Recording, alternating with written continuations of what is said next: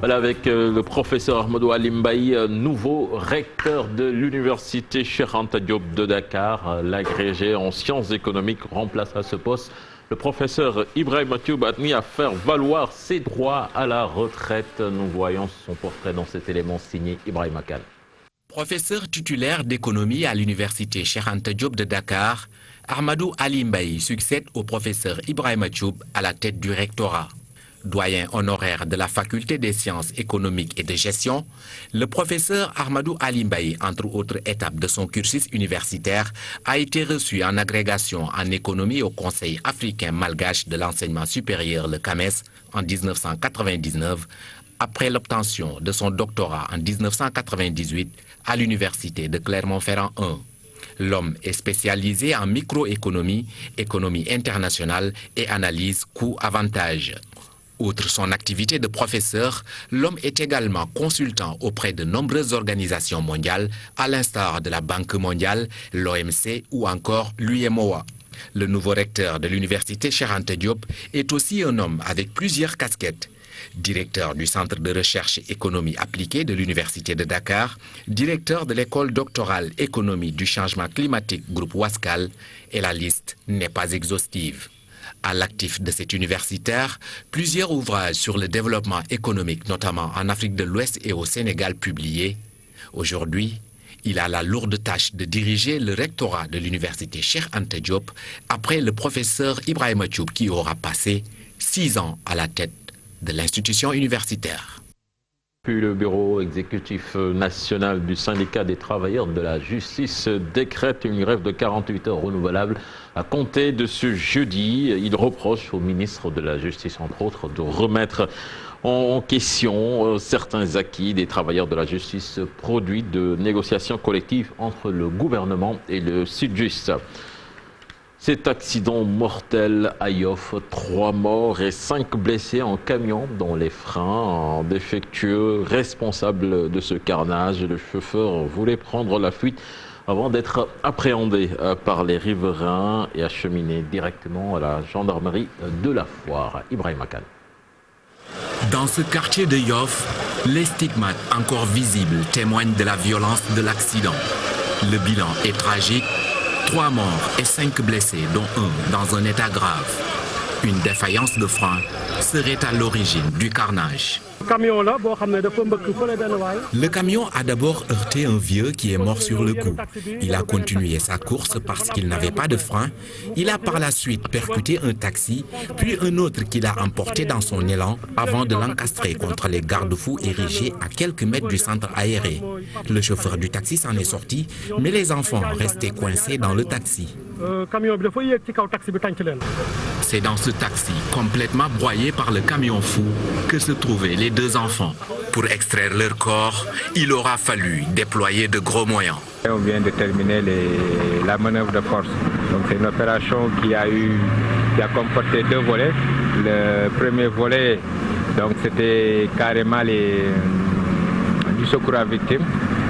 Donc au-delà des 3 corps sans vie, il y a eu 5 blessés, dont un grave. Le chauffeur du camion, un jeune selon les témoignages, a pris la tangente après l'incident, mais il a été très vite appréhendé. Après l'incident, le chauffeur a pris la fuite. Moi, je fais partie des personnes qui l'ont poursuivi et appréhendé. C'est un jeune.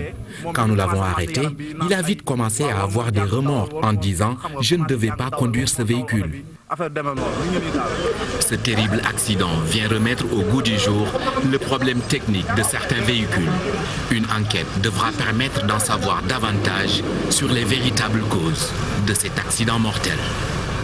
Voilà, nous reviendrons sur cet accident tout à l'heure avec notre chroniqueur Abdoulaye Sissé. Le forêt de Serras, inaccessible après la pluie sur Dakar. Les vendeurs de moutons pointent du doigt à l'APIX qu'il accuse de saboter ce parc des petits ruminants. Reportage signé sur place à Habib Faye et Modou Diop.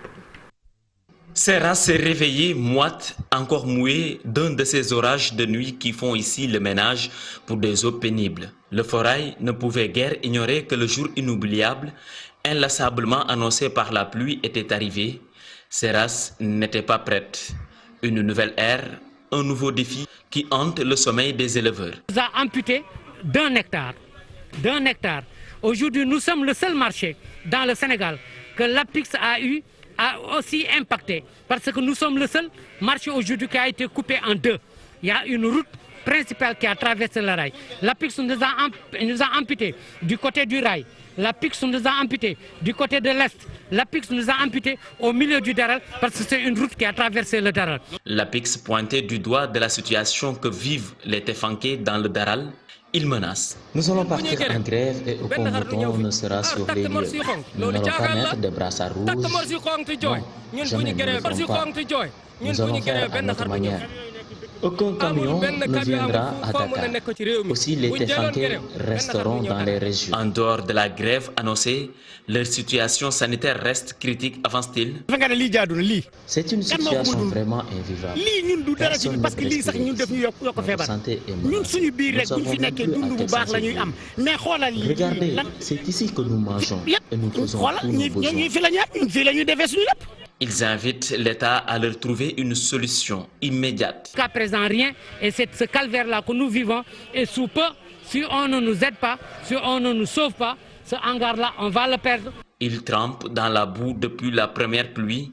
Le forêt de Seras est aujourd'hui inaccessible. La traite des moutons de Tabaski est menacée. Les éleveurs craignent la mévente de leurs bêtes. Voilà, Salif, un lieu que vous connaissez très bien, quand même, ces conditions sanitaires dans un contexte de pandémie, vraiment, c'est déplorable quand même. Effectivement, les images parlent d'elles-mêmes. Forail ex-Seras, c'est le forail des petits ruminants de la région de Dakar. Le forail des grands ruminants, ça se trouve à Diamaguène. Mais avec les chantiers du TR, Train Express régional, comme il l'a souligné dans le reportage, la situation s'est empirée. Mais c'était pratiquement toujours comme ça dans ce marché. Voilà, le DG de l'APIX se promet de rencontrer les éleveurs ce jeudi, occasion pour lui de trouver des solutions suite à ces désagréments causés par le train express régional. Il effectue une visite dans les sites touchés par les travaux. Je vous propose de l'écouter au micro d'Habib Faye et Modou Diop. Avec des activités génératrices de revenus. Nous venons aussi d'une semaine où des pluies importantes se sont abattues sur la ville de Dakar.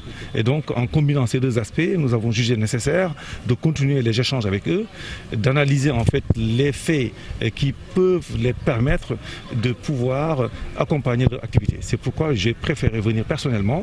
J'ai fait le tour du chantier avec eux. On a échangé ensemble. C'est une continuité d'un échange qui a toujours eu lieu entre nous et les acteurs du projet. Les solutions, ils les ont, je vous ai dit tout à l'heure, l'échange continue. C'est-à-dire on a un pic de gènes liés aux inondations, mais aussi le forail en veille de Tabaski obéit à un autre ordonnancement d'activité. C'est le trop-plein. Ce trop-plein d'activité correspondant à une activité saisonnière en pleine dynamique, mais aussi avec les pluies qui sont abattues sur Dakar ces derniers jours, font qu'un accompagnement social, des leviers importants doivent être apportés pour accompagner les populations. Ils m'ont indiqué tout à l'heure d'ailleurs qu'en temps normal, ils reçoivent à peu près plus de 55 000 têtes de bétail par mois. Et à la veille de la Tabaski, il y a 100 000 en plus. Dakar consomme énormément sur cet espace-là. L'actualité internationale à présent avec vous, Mamadou Fall. Nous démarrons avec le Mali, avec la CEDEAO et ses présidents qui portent l'espoir d'une résolution de la crise. Tout à fait, Cheikh Tidiane Diao. 5 chefs d'État ouest-africains sont attendus aujourd'hui à Bamako pour résoudre la crise malienne. Une mission dirigée par le président en exercice de la CEDEAO, Mahamadou Issoufou. D'ailleurs, le CIRID exprime ses inquiétudes et invite les Maliens à savoir raison garder, surtout privilégier les intérêts supérieurs du Mali qui sont nettement au-dessus des ambitions personnelles. Nigeria, donc pour parler de 5 humanitaires enlevés par des djihadistes dans le nord-est du pays, donc juin dernier, qui ont été tués, selon l'ONG française Action contre la faim. Un récit de Maïmouna Ndiaye.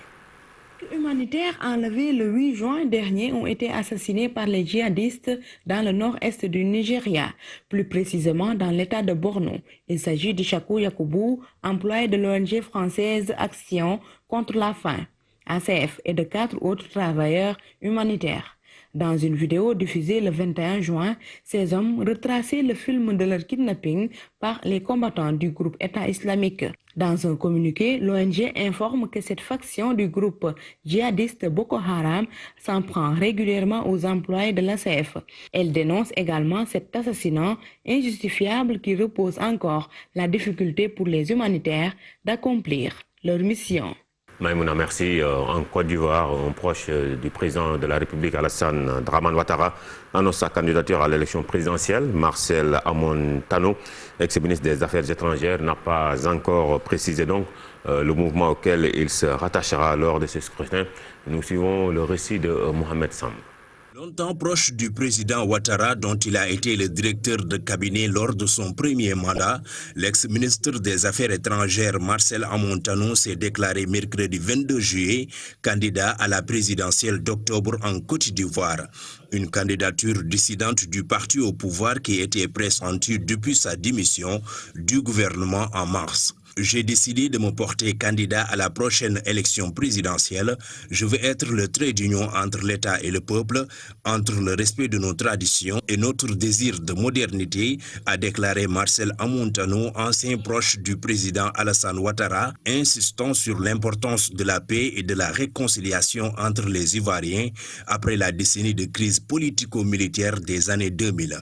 Un thème dominant de la politique nationale. A noté que l'ex-ministre des Affaires étrangères n'a pas encore précisé le mouvement politique auquel il se rattachera lors de ce scrutin. Égypte, pour terminer cette page internationale, l'armée affirme donc avoir déjoué une attaque terroriste avant d'annoncer qu'elle a tué 18 djihadistes dans la région du nord de Sinaï. Elle précise dans un communiqué que 2 membres de l'armée ont été également tués et 4 autres blessés au cours de cette attaque dans la région de Bir al-Abded, Chertidiane Diaw. Fatih, c'était la première tasse actu de ce matin. Première tasse actu, comme d'habitude, bien digérée. Merci beaucoup, Chertidiane Diaw, Mamadou Fall. Rendez-vous dans la deuxième partie pour l'édition en Wolof. Tout de suite, la revue des titres et ce sera avec Mortal Gaye.